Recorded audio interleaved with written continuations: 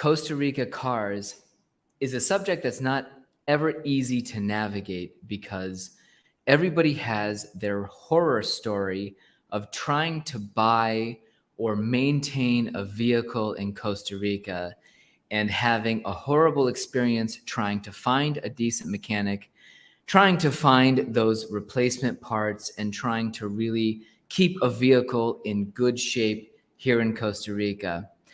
Thank you very much for joining us tonight. My name is Matt Rosensteel. I'm the owner-broker of Latitude 10 Realty here in Junquial, Guanacaste, Costa Rica. And I have an exceptional guest as an interviewee tonight. Doug Price of Price Auto Sales joined me for what is part 2 of our discussion of Costa Rica cars. The first time Doug and I connected, I don't know, maybe 6 or 7 months ago, he provided insanely good, straightforward advice about buying cars here in Costa Rica, some of the pitfalls, a few quick tips, and really within that short hour that he was on my channel, Doug gave some great information. So as soon as I could, I demanded that he come back to my channel for a chat so that we could discuss further some of the topics that a lot of people moving to Costa Rica want to understand better. In this discussion tonight with Doug Price, we really cover sort of more of the repairs, maintenance, and a few of the questions behind cars that aren't necessarily purchasing or trying to find which is the right car for you. We focus more on some tips for expats in Costa Rica who want to try and keep their car in good shape. And some of the things he immediately said were kind of absolute lightning bolts to my understanding, because I am definitely not a mechanic. I'm not somebody who can offer good advice in this realm, and I love to bring people like Doug onto my channel to be able to talk about these, topics that I clearly can't help people with. So tonight we're going to focus on cars in Costa Rica. This is my second discussion with Doug Price. He's got Price Auto Sales is his auto dealership down in the southern or central Pacific, rather. He is about halfway between Manuel Antonio and Dominical down on the central Pacific part of Costa Rica. If you are a faithful watcher of my channel, you might remember that recently Anne Marie and I and the boys took a trip down to Doug. We purchased a vehicle sight unseen. We actually sent him our deposit and full payment without ever having met him or done business with his dealership, because honestly, we got so many good references about the business that they're doing that we really didn't have any concern in our mind that this wasn't somebody that we could just wire money to and eventually have our car. So we bought a 2019, I think an equivalent of what would be a Mitsubishi Outlander Sport from Doug. This is not just a promo reel for him and his dealership. And in fact, if you're interested in buying a car or getting service or finding out anything more about this particular part of moving to Costa Rica, I want you to get directly in touch with Doug instead of coming through me in some aspiration that I'm going to be able to get a little percentage of some sort of car sale here in Costa Rica. He's a guy that's willing to share information because his passion and really what he's built his business around is providing really high quality customer service, trying to change the industry with an extremely top level shop here in Costa Rica. And one of the most important things that they're doing is trying to compile a network of good mechanics in Costa Rica that you can find and try and work with. Doug is somebody who wants to share this information when he finds a good auto shop. He wants to put you in touch with them so that they can actually give you good service and not end up in one of those tricky stories. So tonight, we're going to talk with Doug Price about primarily repairs and maintenance and his top tips for keeping your car in good shape in Costa Rica. We also cover some of the sort of murky side of Costa Rica auto sales and the scams that you should watch out for. And overall, in I think the 25 minutes that Doug talks to me, he gives some of the information that is going to be most valuable to people in a condensed amount of time. So I'm very excited for everybody to join me tonight. As a reminder, we're here live on my channel every Wednesday night at 7 p.m. Costa Rica time. I leave my family at home. We have an absolutely desperate parting as I drive to the office and do intense research to prepare the best information.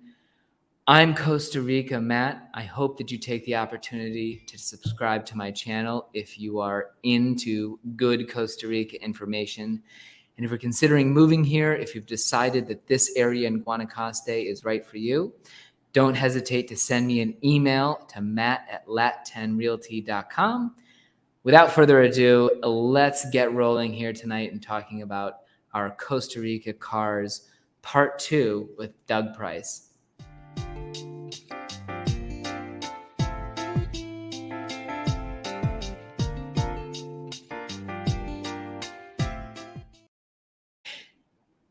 Thank you very much for joining us tonight. Before we get to my interview with Doug, I just wanted to touch base on something because it felt inhuman not to.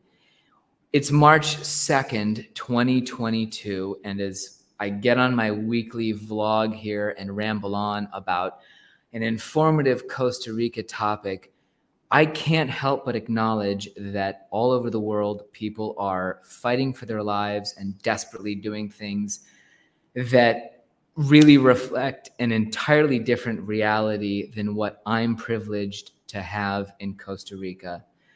It's not just people in Eastern Europe, it's everyone in Asia. There are many people in Eastern Africa as well.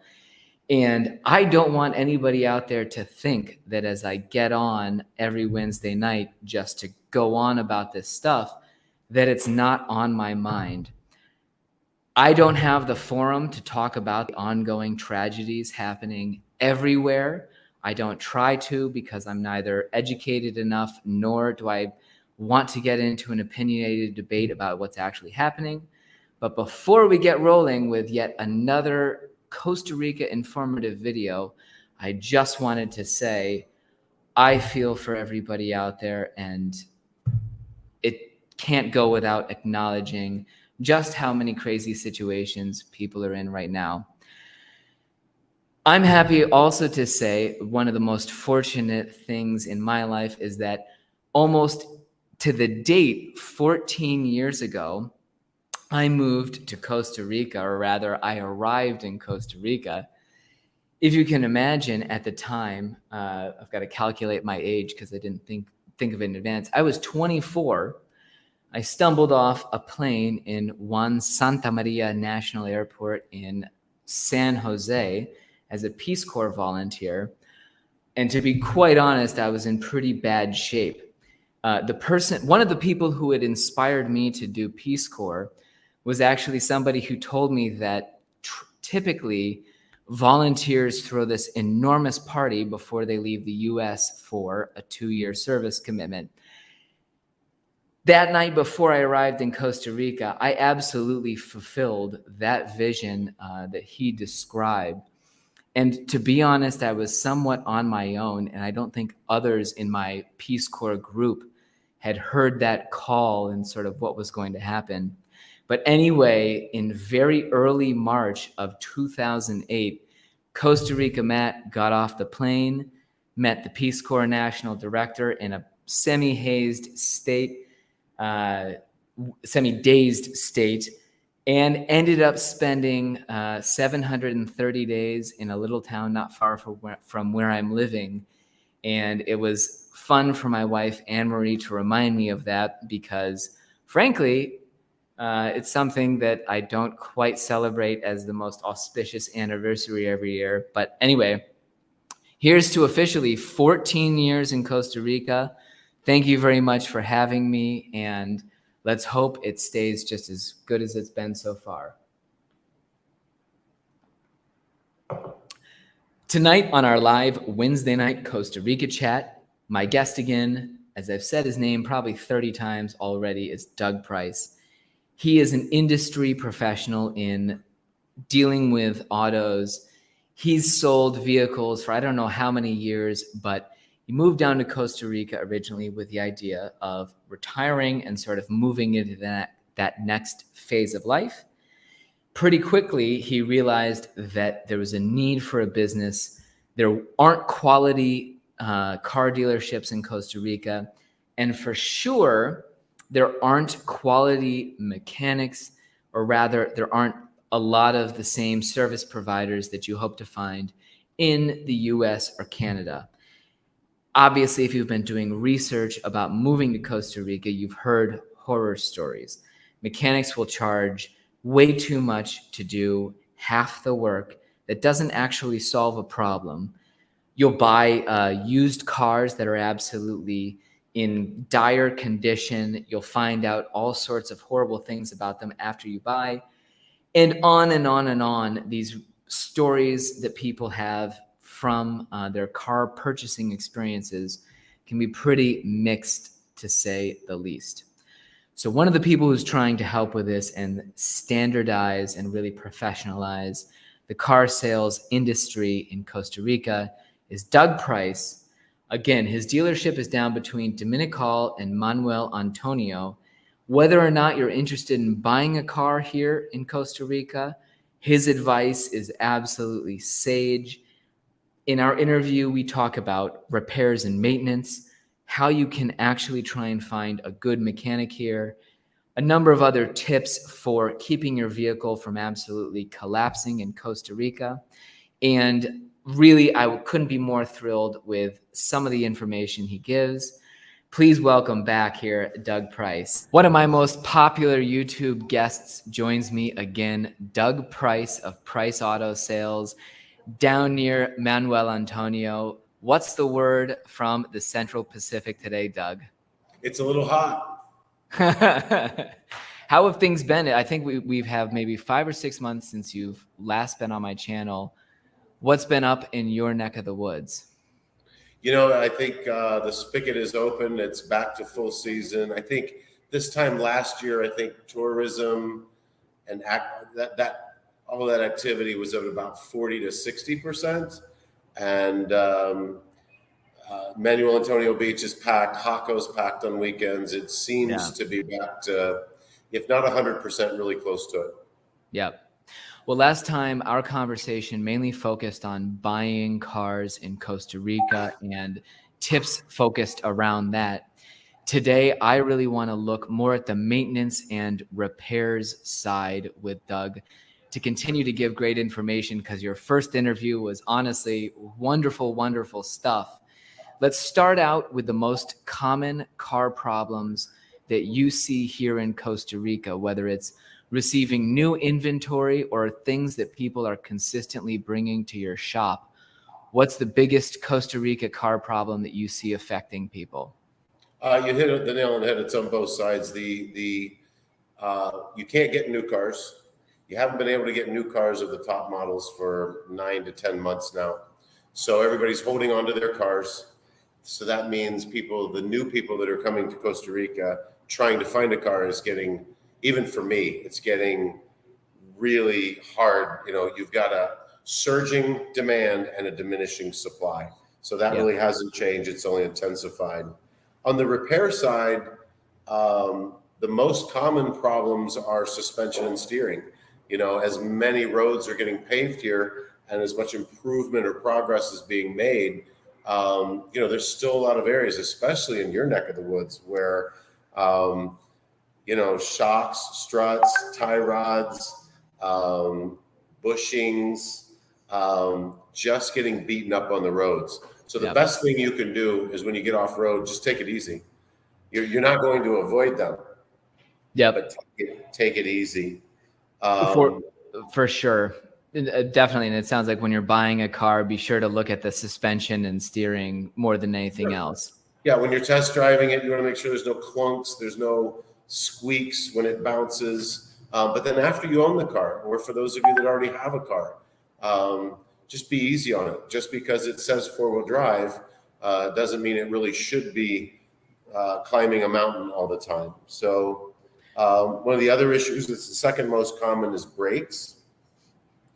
If you live in a mountainous area and you came from Columbus, Ohio, like where I came from, I first lived in Oachal, 1,200 feet up a mountain that was like Jurassic Park, and there were grades I'd never seen before. And I didn't even understand. I've been in the business my entire life, and it took me a couple of weeks to realize to let the transmission help you slow down. And so newcomers come here and they're just riding those brakes all the way down the mountain, and they're overheating. Even factory brakes, brand new. Yeah. So Absolutely. you need to shift it to a low gear, and you can't have the transmission slow you 100%, and you can't use the brakes 100%. You work the two in tandem so that they share that responsibility on the way down. And if you know you have just come down a long incline, stay away from water. There's a lot of people at the bottom of that mountain is a creek. So they've got these brakes that are severely overheated, and they don't have a chance to cool down, and they go through that cold water, and the discs warp, and the brakes crystallize, the pads. So it's very, very common here, and parts are very expensive.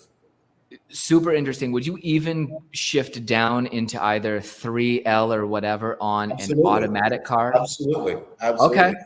And you can use a combination of your transmission, which would be, the L3 or L2. That's what I'm talking about, letting the transmission hold back so that the brakes aren't doing all the work, and put it into four-wheel drive, but put it into four-wheel drive low. You could even use a combination of that. You just have to practice it so that when you come across that huge steep decline, you're ready for it and you kind of know what combination of aspects to use. Yeah. So the last thing is batteries that it just blew my mind. I mean, in Ohio, we could get 4 or 5 or 6-year-old batteries, and they were a couple $100. Here, they're $200, and they're 1 or 2 years. And I didn't understand why. And so I finally got a hold of a factory rep, and they explained to me that in the States, the temperature under the engine is really, really hot for 3 or 4 months out of the year. Then you have fall, then you have winter, then you have spring. So if the outside temperature is 40 degrees, the ambient temperature in the engine compartment is going to be 90. It's not a big deal. But when it's 90 outside and you're doing a 2-hour drive, now it's 120 or it's 130 degrees. So these batteries swell. So in the States, in most states, they're only being strained a quarter of the year. Here, it's 24/7. I mean, unless you live in the Central Valley, up on a mountain, never leave it. It's always 78 degrees. Even then, there's no winter really. So they're always running hotter than usual. And then the other thing I didn't think about was the roads. The roads are so brutal here that it beats the material off of the nickel, or I don't know what it is, but it actually it breaks down the interior of the battery. So they only last 2 years here. So it's astounding how fast you go through them. Yeah. I always sort of figured that it was just cheaper Chinese brands, or sort of lack of access to a part of batteries. It. No, we went to Oakley's as a premium line. They're German engineered. It's really, I was very impressed with the specs. No difference. And it doesn't surprise me at all though, because I recently got this new fangled camera, and in Guanacaste, I was shooting outdoors where the camera was in the sun, and it kept overheating. It's a brand new. It's meant to be outdoors, but this is the equator, and really the heat, it adds, the ambient temperature does take up the temperature of whatever your electronic is, or the Yep. car battery in this case, Yep. because it's so brutally hot to begin with. You can imagine how those batteries swell. Yep. Super interesting. No, I Those are appreciate the that top very three. much. Those are the top three. Yeah, absolutely. I would say, we end up on your first point, the suspension and steering. Yeah, we take our cars every 2 or 3 months to the mechanic and say, please just look at all that and tighten up whatever's under our car. Yep. Definitely on the brakes. We tried to get some work done recently because it's, I end up doing a ton of wear and tear, dodging in and out of the fun traffic that we have around here. I'm not quite so much up the steep grades anymore. What about when people are looking for local shops? Can you give them any sort of guidance, tips, as you've done with the 3 elements so far? How can people find a decent mechanic in Costa Rica? Is it actually possible? Or do they just have to drive down to Price Auto Sales between Manuel Antonio and Jaco? No, so in anticipation of this question, I use the Chinese restaurant rule, number 1. So if you go to the bathroom of any restaurant, really, and it's disgusting, that kind of gives you the idea of their management. So if you see a place that is dingy, is dirty, it's not well lit, parts strewn everywhere, just completely disorganized, that is usually a good indicator of how the owner of that business runs their life, their philosophy, and how they're going to tackle a problem. So I tell people there's 3 things you can do. Word of mouth, number 1. You ask people in the community. You ask the Facebook groups. If you're in Nosara, try to find somebody there. Find people that live there and where are they going and where they had good experience. That's number 1. Number 2, look at the shop. Do they have a lift? Do they have concrete floors? Do they have? And it's not that they have to have all this money invested in it, but if they're not going to invest in their shop, then they probably don't have the $30,000 in diagnostic equipment it may take to diagnose your 2017 BMW or whatever. If you've got a 30-year-old vehicle, maybe not quite so critical, but a newer vehicle, sometimes a fix is a software upgrade. There's not a wrench to be turned. Yeah. No, and really, you do have to look at, if they don't have a lift or any of this equipment, many mechanics have been unable to invest in their business and get it building up over time. Correct. Which is just, unfortunately, it's symptomatic. You see in small towns, there can actually be at times people who seem to be very talented mechanics who have incredible knowledge. We have them move into our area and everybody gets excited because, there's this new guy and he knows and he's going to fix it. And then he gets 15 cars piled up in his front yard. He gets way behind on his work because everybody's bringing their problems. And in reality, he's been moving throughout the country because he'll do some work here, he'll do some work there. He's never settled down and said, okay, now I need to get really working in just one place to be able to get my equipment set up and focus on one shop. Right. It's tragic for us, and it happens time and time again. It's very common here. I mean, I saw it. So you got to look. You do, in essence, have to judge a book by its cover and look at what the quality of this, the stability of the shop can be. Yes. Yeah. And there are some consumers that are guilty of perpetuating that. I mean, the Costa Rican way has always been for necessary reasons, has always been to do something as cheaply as possible. So if you have downward pressure on your profit streams, you're not able to reinvest. You're not able to buy new equipment. You're not able to upgrade your software. And so it's just a downward spiral.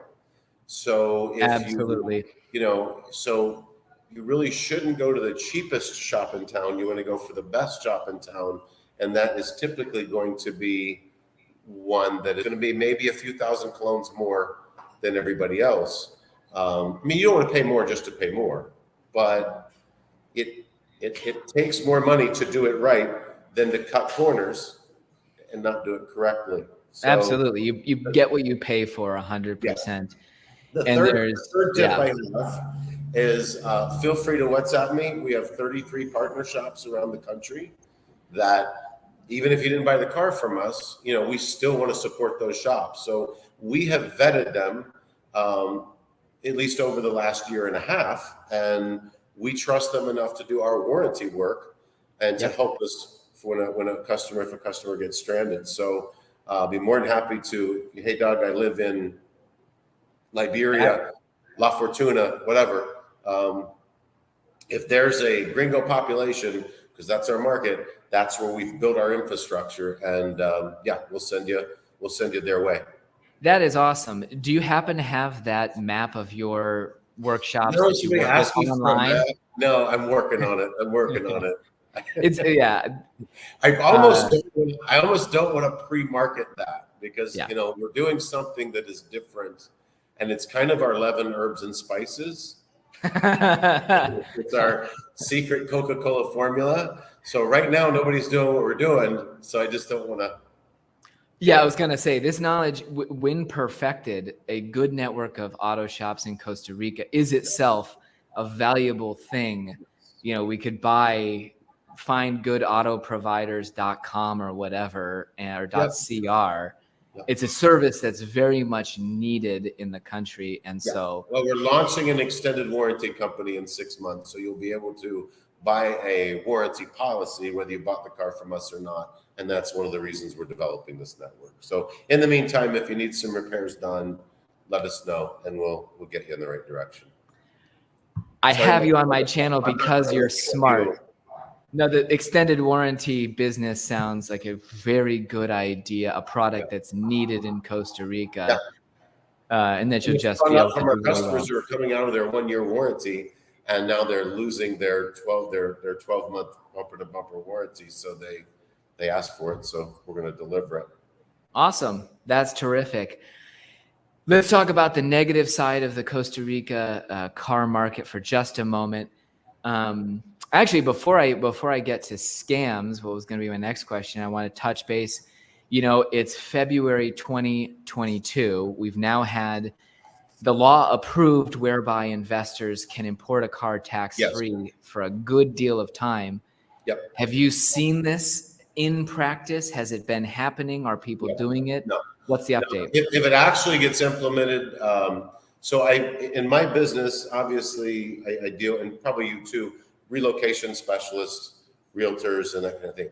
And so, you know, obviously when news came, it affects my industry, and there's pluses and minuses on either side of it. So I wanted to get as much knowledge as I could. And each one of them said, dude, don't worry about it. It's not going to happen. Yes, the law has passed, and they gave me an example. There was the Central American Dominican Republic Free Trade Agreement. So it was, this is an example. It was passed in 2004, but Costa Rica didn't ratify it until 2009. And even after they ratified it, it didn't change the tax, the input, which was basically the whole reason. You know, it was to have this block of Central American companies that could move commerce and have kind of a flat import, you know, common import. Yeah, fee. Tax advantages. And Costa Rica was like, yeah, we'll join.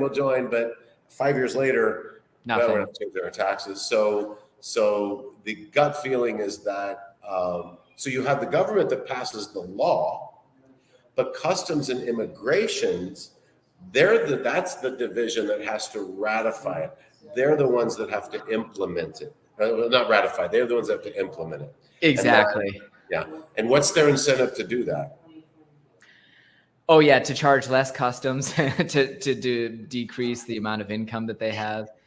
While there's amounts of North Americans coming here, I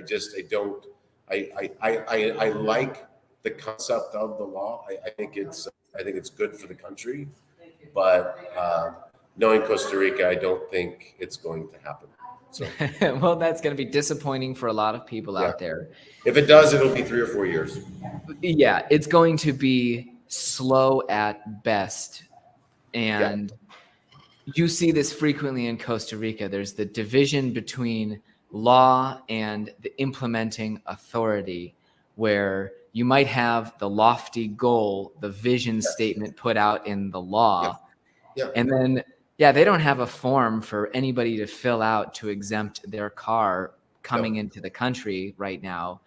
The customs officials have not been trained in this. And you're hearing, in another interview that I'm going to post with a residency attorney, she confirms pretty much the same thing, that yes, everybody can legally not pay these taxes, but on the ground, it's going to be a pretty difficult real world situation to do so right now because it hasn't been implemented. So that's unfortunate, but at the same time, I guess, just exacerbating that supply issue that we're seeing here. I wanted to go back. You mentioned Costa Rica hasn't brought new cars in for 8 or 9 months now. None of the top models. Oh, the top models. Mm-hmm. Is that just a typical delay that you would say that Costa Rica never has the top models? It's a global problem right now. It's the whole supply chain issue. So you go to, I've been told, if you go to the States, the dealerships there might have, Chevy dealership might have 4 cars on the lot where it used to have 150. And so a good friend of mine just bought a Jeep Grand Cherokee, and she had to put a substantial deposit down 7 months ago.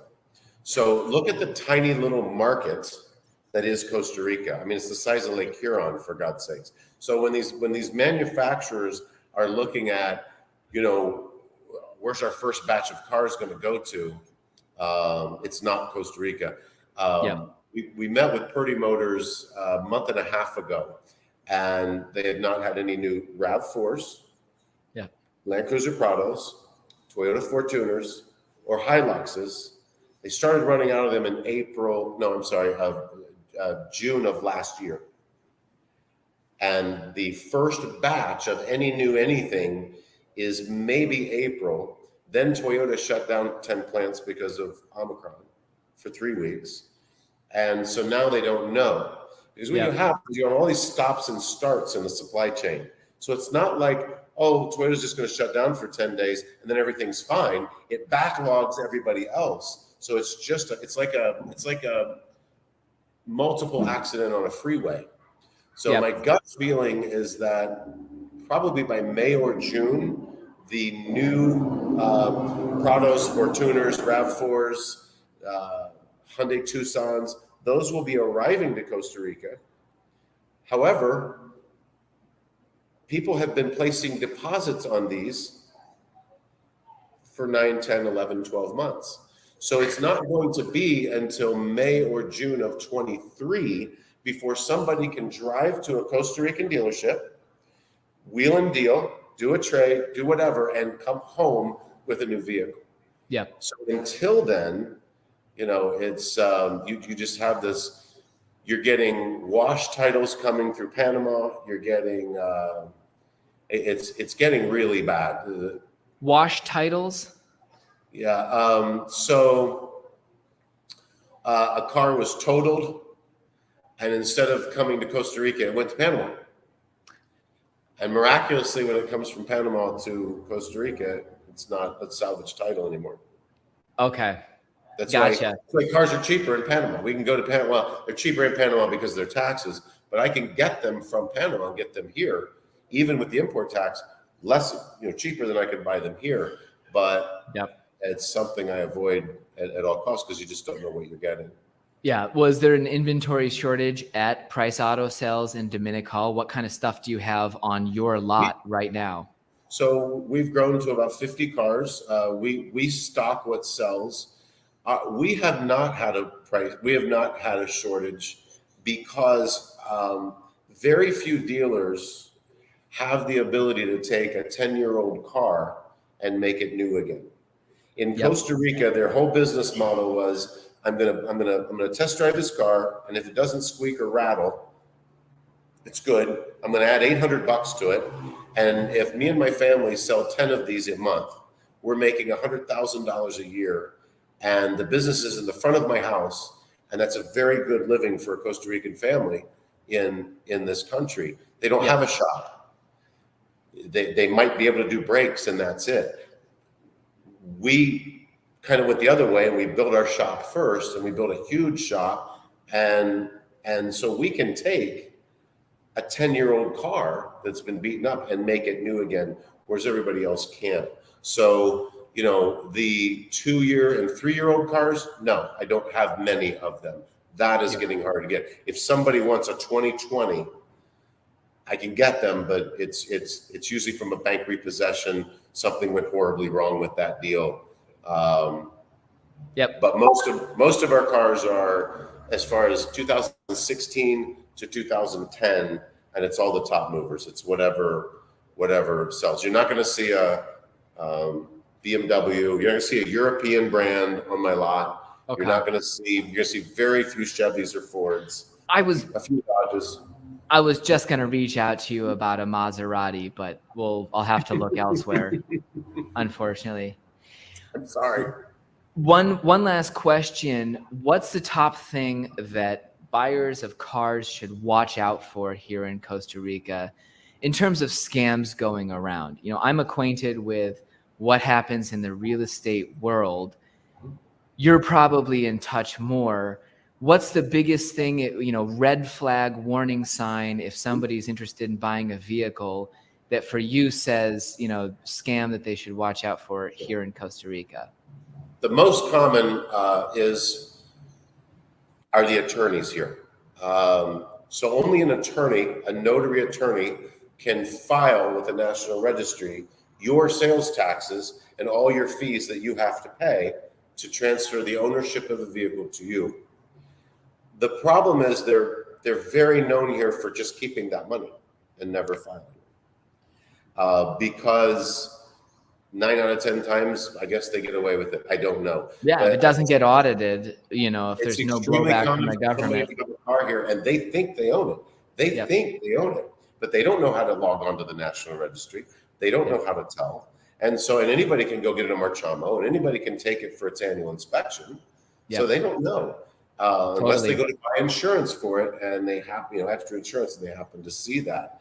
So that's the most common. So you want to use an attorney that's why we literally kind of bought our own law firm and brought them in house. So because the two previous firms really screwed us over. That's a super useful bit of advice, because I think on many fronts, attorneys and not following through on work are one of the biggest threats to people's happiness. Here more than I've ever seen anywhere else. Yeah, I have a neighbor, a Costa Rican neighbor, who has a kid registered to them in the National Registry. They have paid thousands of dollars to a lawyer to get this handled. You know, been told by the attorney, it's no worries. And then, you know, 5-10 years down the road, found out, oh my gosh, the kid is still there. Yeah. Or we even went to transfer a property and you find out, oh my gosh, she had paid, you know, an attorney years ago to transfer shares to a new person to hold them in trust for her. And that never happened, you know, and it's like, holy cow. Or it went to the attorney. Or it went to the attorney. They were paid for their services and, you know, just sort of didn't handle it.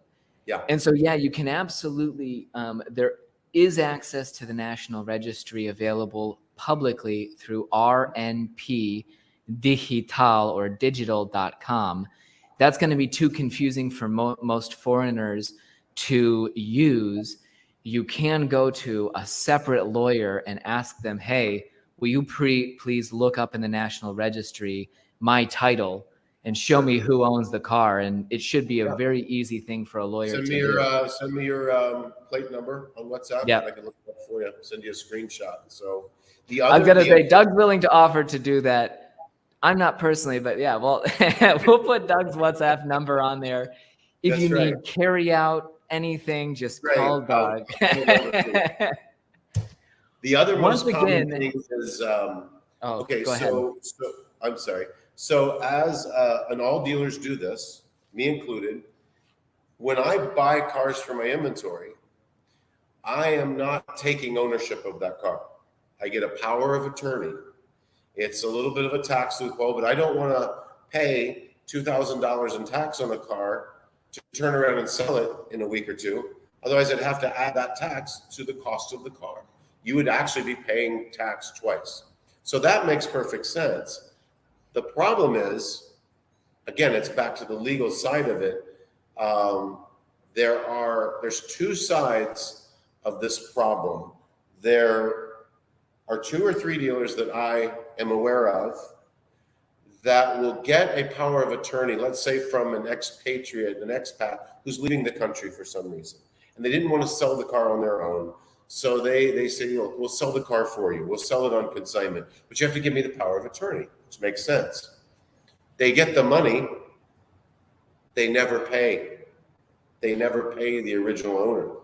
This is more common than it should be. I was gonna say. No listing any names. Okay, I was gonna say that'll be edited. That would be the only. But it's more common than I was shocked at how common it was. It happens pretty frequently, and the risk of even though there was a power of attorney, even though there was a legal document and it got passed on, if that person comes back to Costa Rica and sues, there's a chance that that person could lose that car, even though they paid full price for it. So you really want, or there may not be a power of attorney. That could be, you can't do a power of attorney of a power of attorney. You can't do one from another. So there can only be one active power of attorney at a time. So it's not a bad idea for you to ask for that. And even though absolutely, and you can have your own attorney do due diligence on a car and the existing powers of attorney and everything, just like you can with a piece of real estate. Absolutely. You can go back through the title. They can look up in national databases if the car has any tickets affecting it currently. You know, you'll see in Costa Rica tickets or at least they used to get applied to a license plate number. I'm not sure if that's still the case. A plate is a car. So you need your lawyer to make sure there's no pending tickets. They need to make sure that the title is clear and that the people signing the transfer deeds will have the correct powers of attorney. And I hear you, Doug, on them not paying out the final, the person who left their car with them. Right. That's across everything. Debt. And that's why it's important to see that power of attorney, because the power of attorneys we have, it states in the legal document that once we sell it, we have to pay them via international wire transfer or send to an escrow account. It specifies on the power of attorney how we have to pay them once it does it. So that's an extra layer of protection for the end consumer. And I think if the consumer just simply asks, so you're on a car dealer's lot, ask them, do you own this vehicle? Or you issued a power of attorney. Now you're showing that you've got education, and then you want to see a copy of it. I need to send this, before we move any further, I need to send a screenshot to my attorney. Whether you do or not, you're, getting their radar up that, we really need to be straightforward with this person. So that's the only. Yeah, I wholeheartedly agree on that point. Yeah, as much knowledge as you can show of the legal workings behind it, that can always help keep people on their guard and elevate you as someone they just can't take advantage of. Once again, Doug Price, in a little over 30 minutes, you've given me more useful information and interesting stuff to digest about cars in Costa Rica than I can explain to you. Really spot on information all around. I appreciate your input always. We'll have Doug's contact. You're very welcome. We'll have Doug's information in the description of this video. As always, it's not an affiliate marketing thing where you want to do a referral from me or tell Doug you saw. Just contact Doug directly if you're interested in getting a car here in Costa Rica. If you're in his area or if you need help with repairs and maintenance, he's also a great resource to connect you with the right shop. Thank you. I appreciate it. We will have you back again. Deliver pizza at home. Yeah, exactly. Thank you very much. Take care. All the best wishes as February progresses for you. And we'll see you around, Doug. Thank you, Matt.